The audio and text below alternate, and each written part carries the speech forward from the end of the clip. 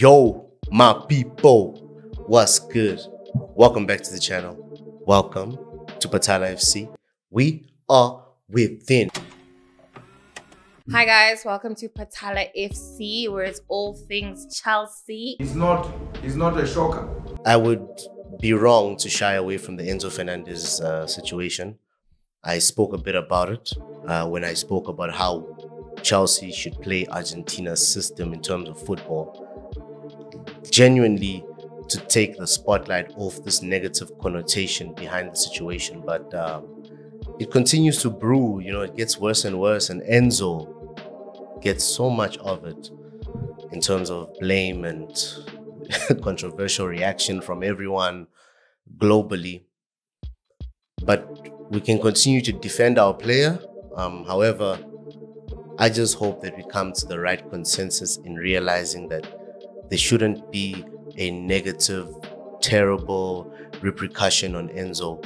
You know, he's not gonna kill the brand of Chelsea. We will not forget what happened, yes, but it happened, and it's not a new song. And what happened in that bus, I don't think it is what is being told by the media and what is being thrown out there.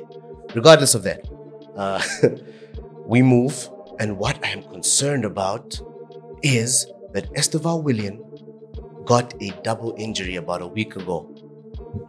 Now, Estevao Willian is said to be the next big thing out of Brazil. And he's a Chelsea player, you know, set to join us come the end of next season. Estevao Willian has the makeup of young Neymar. I'm being honest, he's very similar in body stature, in ability on the ball. Even dribbling ability is amazing. Estevao Willian's 60 million price tag was not far-fetched. He's one of Brazil's best at the moment. Youngsters, he's 17 years old. But the injury is a double injury that he sustained. His stats are similar to Neymar in terms of ratio. He's involved in every competition so far. Since he was promoted to Palmeiras' first team, every single competition he's played in, Estevao Willian has at minimum an assist, but he has a goal or an assist in every competition, and he's racking up in the league in Brazil. So I'm concerned as to whether we might have signed another injury-prone player to some degree. Neymar's Barcelona career set aside, he played, and it's very early to say that Estevao Willian is as injury-prone as Neymar, but the possibility scares me and it makes me paranoid, and I hope we haven't done that, and I hope he gets to shine for us season in, season out, come the end of next season. But just something to think about. He does need to, I think, just hit the gym just a bit. Mustn't take away the dribbling ability, but, you know, be more technical with a bit more physicality for the Premier League to not be a place of torment for our star boy. You know what I mean? If you don't get it, forget about it. I was not expecting to think of lineups that involve Dewsbury Hall with Gallagher. But here's what's happening now. Tottenham and Aston Villa were the prime candidates to come in and bid for Gallagher. I think Gallagher's market value, his valuation in terms of Chelsea, I think we're estimating that we'd like to get at least 60 out of Gallagher, right? Spurs were likely to be the ones to come in for Gallagher. They have since signed young Archie Gray from Leeds. That is the player that I am taking to be the player that Gallagher could have been for them.